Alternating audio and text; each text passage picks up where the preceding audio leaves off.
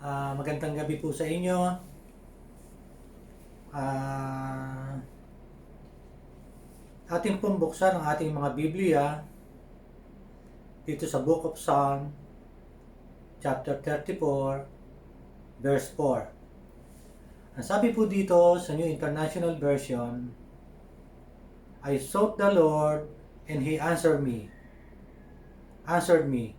He delivered me from all my fears. Sa Tagalog naman po, ang sabi dito, ang aking dalangin dininig ng Diyos na wala na sa akin ang lahat kong takot. Tayo po ay manalangin. Panginoon, marami pong salamat sa iyo sa muli na bigyan mo ako ng pagkakataon na makapag-share ng salita mo, mahal na Panginoon. Maraming salamat po, mahal na Panginoon, sa gabing ito na mag-aaral kami ng iyong salita, mahal na Panginoon, dito nga sa Book of Psalm. Panginoon, humingi po ako sa iyo ng gabay at patnubay sa gabing ito. Samahan mo ako sa aking pag-share ng salita mo, mahal na Panginoon. At nagpapasalamat po ako dahil sa kabila, mahal na Panginoon, na may pandemic, mahal na Panginoon, at hindi kami nagkakasama-sama sa church. Maraming salamat dahil ginamit ko itong online na ito para makapag-tarrying kami, makapag-prayer meeting kami, at makapag-Sunday service kami. Panginoon, maraming pong salamat sa pagkakataong ito. Dalangin ko na ikaw ang pumagitna sa amin, sa bawat tahanan namin na nakakapanood nito. Pwede po ba, Lord God, na mabuksan ang aming puso sa mga pag-aaralan namin ito. Marami pong salamat. Ikaw lamang mapapurihan namin. Ikaw lamang mapapurihan ko at maparangalan sa gabing ito. Marami pong salamat sa iyo sa pangalan ni Jesus. Amen. Sa muli, magandang gabi po. Alam niyo po, ang awit 34 ay isang awit ng pasasalamat at pagpupuri ni Haring David. Isinulat ni Haring David ang awit na ito bilang pasasalamat at pagpupuri sa Diyos. Noong panahon na natatakasan niya ang pagtugi sa kanya ni Haring Saul at yung pagkatakas niya sa mga Pilisteo. Noong si David ay tinutugis ni Haring Saul, siya ay pumunta sa lugar ng mga Pilisteo sa pangunguna ni Haring Akis na hari ng Gat upang humingi ng asylum o para dito magkanlong o magtago. Kaya lang, yung kaligtasan na kanyang inaasahan sa lugar na pinamumunuan ni Haring Akis ay hindi nangyari. Mas nalagay siya sa mahirap na sitwasyon dahil nakilala siya ng mga tauhan nito na siya si David na hari ng Israel na laksa-laksa ang napatay niyang mga kaaway. At dito, natakot si David sa mga narinig niyang ito. Inamin niya na siya ay natakot sa mga Pilisteo nung panahon na iyon. Pero ganun pa man, inihayag pa rin niya ang pagtitiwala sa Diyos. Sa kabila ng kanyang mga panganib, inihahayag pa rin niya ang pagtitiwala sa Panginoon. Ang buong kwento pong ito ay mababasa natin sa awit 56 o 56. At dahil nga sa kanyang takot, siya ay nagkunwaring isang baliw. Alam naman po natin yan. At nung iniharap siya ng mga Pilisteo kay Haring Akis, agad siyang pinalayo ng hari dahil akala ng hari na siya ay totoong baliw. At dito nagtagumpay si David sa pagpapanggap niyang ito. At itong naging daan para siya ay makatakas sa mga Pilisteo. At ito din ay mababasa natin sa Book of 1 Samuel chapter 21 verses 10 to 15. At mula po sa Gat, na lugar ng mga Pilisteo, siya ay nagtago sa kuweba ng Adulam. At dito, may mga naniniwala na dito niya isinulat ang awit 34 upang purihin ang Diyos dahil sa kabutihang ginawa sa Kanya. Ngayon pong gabing ito, ang pag-aaralan natin ay may pamagat na David praised God for His goodness. David praised God for His goodness. First point po, David praised God for His goodness because God answered his prayer. Alam naman po natin na si Haring David ay man of praise. Kaya siya tinaguri ang man after God's own heart. Siya ang taong pinakamalapit sa puso ng Panginoon.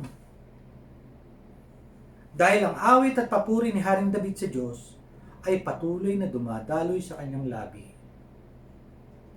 kahit na siya ay nasa panganib. Alam naman po natin na si Haring David ay may mapagpakumbabang puso at may takot sa Diyos. Kaya siya pinili ng Panginoon para maging hari na ipinalit kay Saul. Dito, pinakikita na ang Diyos ay malapit na may mapagpakumbabang puso at may takot sa Kanya. Hallelujah. Katulad ni Haring David, alam ng Diyos yung mga taong totoong nangangailangan ng Kanyang tulong. Tayo mananampalataya, katulad din po tayo ni Haring David na may takot sa Diyos. Amen po ba? At hinahangad din natin yung pagtugon niya sa panalangin natin.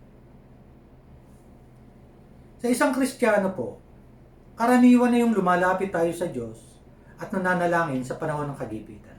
Ito po ba yan? Sa panahon na wala na tayong matatakbuhan, katulad ni Haring David, na dumating na sa punto na nagipit siya sa panganib at hindi niya alam ang kanyang gagawin. Marahil sa atin, nangyayari din po ito na kailangan natin ng tulong ng Diyos. Alam niyo po, ang magandang balita po dito, mayroon tayong Diyos na hindi tumatanggi at handang tumugon sa sino mang lumalapit at nananalangin sa Kanya. Katulad ng ginawa niya na pagtugon kay Haring David. At dito, nakasisiguro tayo na hindi tayo iiwan at pababayaan ng Panginoon. Amen po? At ito'y pinatunayan ng Panginoon sa kasaysayan ni Haring David at ng mga Israelita noon sa Lumang Tipan. Noong panahon na ilabas niya ang mga Israelita sa Ehipto, dumating sila sa puntong nasukol na sila ng mga Ehipto. Pero anong ginawa ng Panginoon? Hinati niya ang dagat para makagawa ng daan para makapunta sa kabilang ibayo ang kanyang bayan. Dito ay pinakikita na naroon ang Diyos at handang gumawa ng paraan para sa kanyang mga anak sa kabila ng kagipitan. Amen. Sa atin ngayon, alam po natin na nabago ang takbo ng buhay natin dahil sa pandemic na ito. Na ito isang nakakalungkot. Marami sa atin na apektado. Hindi lang sa ating bansa, kundi sa buong mundo. Naapektuhan yung ating mga pinagkakakitaan. At ito ang naging sanhi sa kagipitan sa lahat ng ating mga pangangailangan sa buhay. Kung isa tayo sa mga naapektuhan nito, mga kapatid. Ayon sa Hebreo 4:16, sa Hebreo 4, talata 16, huwag tayong mag-atubiling lumapit sa trono ng mahabaging Diyos at dooy kakamta natin ang kanyang habag at kalinga sa panahon na kailangan natin ito. At ang mga talatang ito ay pwede nating panghawakan ngayong panahon ito. Ang Panginoon ay palaging nakaagapay at handang sumagot sa bawat panalangin ng kanyang mga anak. Katulad ng pagtugon niya kay Haring David. Kaya niyang gumawa ng himala, kaya niyang gumawa ng paraan, kaya niyang gumawa ng daan para matawid natin itong krisis na nararanasan natin.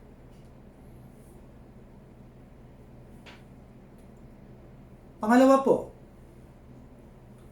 David praised God for His goodness because God delivered him from all his fears. Alam po natin na si Haring David ay maraming naranasan ng mga panganib sa kanyang buhay, maging sa kanyang kabataan. Kasama na dito nung siya ay nagpapastol ng kanilang mga tupa. Madalas siyang naharap sa panganib, katulad sa mga leon at mga oso. Kasama na dito yung panganib sa pakikipaglaban niya sa higatin si Goliath. Pero lahat ng ito ay hinarap niya ng walang takot, walang pag-aalinlangan, na parang pang wala siyang kinatatakutan. Dahil alam niya na sumasa kanya ang Panginoon at siya'y pinapatnubayan ito. Pero bago pa man niya isinulat ang awit 34, dito siya nakadama ng matinding pangamba at takot sa kanyang buhay. Nung siya ay tinutugis ni Haring Saul. Dahil alam ni Haring Saul na hindi na ganun katatag ang kanyang pagiging hari. At si David ang ipapalit sa kanya ng Panginoon. Pangalawa, at yung pagpunta niya sa teritoryo ng mga Pilisteo ay malaking takot o pangamba ang kanyang nadama dito. Dahil nanganib din ang kanyang buhay sa mga Pilisteo dahil ito'y mortal niyang kaaway. Pero sa kabilangan ng kanyang mga pangamba at takot, anong ginawa ni David? David sought the Lord and asking Him for His guidance and protection. Dumalangin siya sa Panginoon upang humingi ng patnubay at proteksyon. At siya ay dininig ng Diyos sa pamamagitan ng pagbibigay sa kanya ng lakas at gabay. Iniligtas ng Panginoon si Haring David mula sa panganib sa pamamagitan ng lakas at pinagkaloob sa kanya para labanan ang kanyang mga kaaway. At binigyan pa siya ng pagkakataon ng Panginoon para siya ay makatakas. Sa buhay man natin ngayon, mga kapatid, maaaring hindi mo dinanas ang panganib sa oso, hindi mo dinanas ang panganib sa leon, katulad ni Haring David. At wala namang tumutugis sa iyo ng mga kalaban. Pero ganun pa man, meron tayong takot, meron kang takot na nadarama. Maaaring may takot ka dahil nawalan ka ng trabaho, dahil sa pandemic na ito. Maaaring may takot ka dahil hindi mo alam kung kailan babalik sa normal ang trabaho. Maaaring namang may takot ka dahil sa may karamdaman ka o may karamdaman ng mahal sa buhay. Maaari ding may takot ka na baka mahawahan ka ng virus at ang pamilya mo. Lalo na kung ikaw nakatoka sa pamamalengke dahil ikaw may passes. Tapos pag uwi mo, may konti ka lang naramdaman na kati sa lalamunan at nasamid ka lang o naubo. Pakiramdam mo parang may virus ka na. Yung bang hinahanapan mo ng virus ang katawan mo? Meron po bang ganon? Ako lang po ba ganon? Kasi bakit? Kasi dahil takot tayo na magkaroon nito. At takot ka na makahawa o mahawahan ang pamilya mo. Kapag nakakaranas po tayo ng ganitong takot, mga kapatid, wala tayong ibang dapat gawin kundi lumapit tayo at manalangin sa Panginoon ng buong pagtitiwala. Katulad ni Haring David. Dahil kung lalapit tayo sa Panginoon at hihingi ng tulong sa Kanya, ang mga takot at pangamba natin ay pwede niyang palitan ng lakas ng loob, pag-asa, kagalakan, at kapayapaan. Pero ganun pa man, sa panahon po natin ngayon, alam niyo po ba na hindi lang takot at hindi lang virus ang kayang tanggalin ng Panginoon sa atin? Kundi pati ang ating mga kasalanan kaya niyang tanggalin. Kaya niyang tanggalin at hanguin tayo sa kadiliman. Kung sino man ang nais lumapit sa Panginoong Hesus. Dahil sa pamamagitan ng kanyang anak na si Jesus, nagkaroon tayo ng kaligtasan at kapayapaan sa ating buhay. Ngayon po, kung ano man ang nadarama nating takot ngayon, lagi po nating isipin na meron tayong Jesus na handang tumulong at umagapay sa ating mga pangamba, takot, kung tayo ay lalapit at magtitiwala lang sa Kanya ng buong puso. Amen po. Yun po, at bilang pangwakas po, isinulat po ni Haring David ang awit 34 dahil tinugon siya ng Panginoon sa kanyang panalangin. At ito'y isinulat niya marahil bilang isang patotoo sa mga nakababasa nito. Lalo na tayong dumadanas ng krisis nito. Alam niyo po, ang layunin ng pagpupuri ni Haring David sa Diyos ay hindi para sumaya siya at hindi para maging komportable ang kanyang buhay. Ang layunin po ng pagpupuri ni Haring David sa Diyos ay isang pagkilala sa kabutihan at kadakilaan na ginawa sa kanya ng Panginoon. Amen po.